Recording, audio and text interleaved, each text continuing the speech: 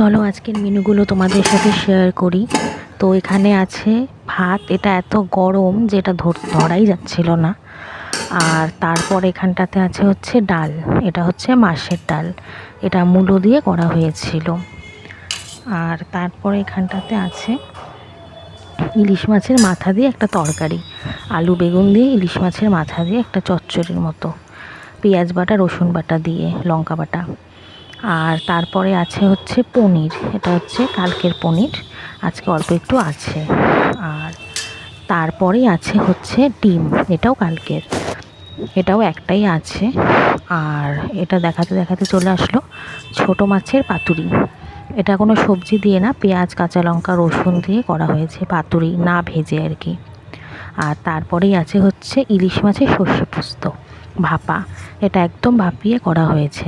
তো কেমন লাগলো তোমাদের জানিয়ে অবশ্যই আমার রেসিপিগুলো। আর অত নাড়ালাম না, ভেঙে যায় যদি ভয় লাগে। চলো টাটা।